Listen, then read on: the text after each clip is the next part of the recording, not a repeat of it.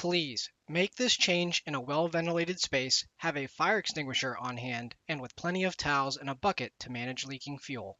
The fuel filter can be found by looking under the escape on the driver's side at the midpoint of the rear passenger door. Here is a closer and clearer look at the fuel filter. I read from a few different sources that the gas tank should be close to empty when performing this task, but I wanted to share that I made the change on 2 different escapes with 3/4 of a gas tank and had no issues.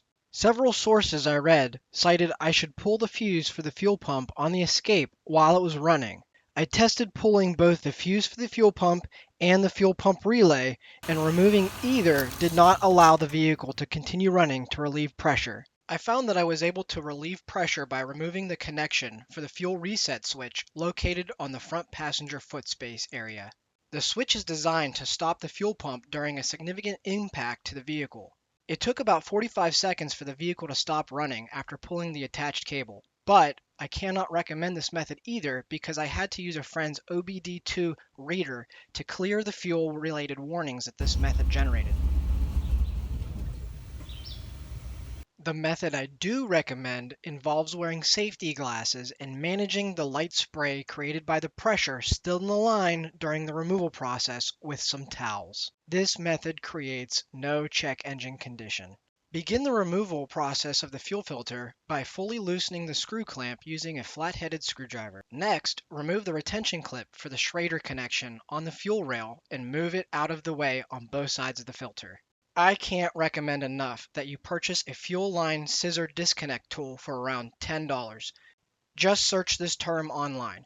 If you have an old filter to remove, other sources cited that you could use a modified Bic pen cap to remove the Schrader connection. That would have never worked here. Using the 5/16 side of the disconnect tool, apply it to the tubing on the fuel filter. Push it towards the Schrader connection, away from the filter, and push the fuel line towards the disconnect tool. Attempt to slide the hose off the filter. A small twisting motion on the tool may help during this process. Apply this to both sides of the fuel filter and catch the leaking fuel in a bucket. Don't be alarmed, there are several ounces of fuel in the filter and in the line. I found it easiest to remove the filter by partially loosening the 10mm bolt towards the front of the vehicle on the retention bracket and fully removing the bolt towards the rear. Pay attention to the small lip that limits movement of the filter when installing. We can use this as a pry point when removing to start the process, and then use our hands to fully remove the filter from the bracket. A decent amount of fuel will come out of the filter when performing this task. Here is the Ford recommended replacement filter. Pay attention to the fuel flow indicator. We don't want to install the filter backwards. I recommend marking the filter with the date it was replaced and also the mileage if you'd like, for future reference. The fuel flow indicator must point towards the driver's side. Reinstall the filter and press it firmly against the lip on the mounting bracket. Tighten the 2 10mm bolts on the bracket. Fully tighten the screw clamp. Reattach the Schrader connections to the fuel filter, making sure they snap into place. Also give a slight tug in the opposite direction to make sure they cannot slide back off. Place the Schrader connection retention clips back into place.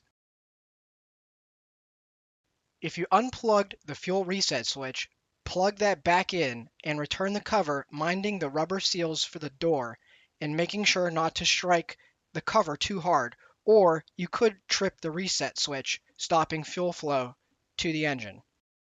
Bonus note, if you perform this step with the reset switch, make sure you didn't accidentally disconnect the radio antenna cable that runs here.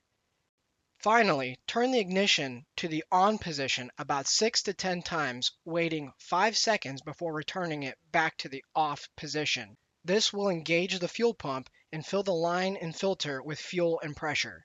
You will hear a noticeable difference in the pump if you listen carefully towards the end of this process. After the priming process, turn on the vehicle. Please consider subscribing to see future helpful videos. Thanks for watching, and I hope this video helped.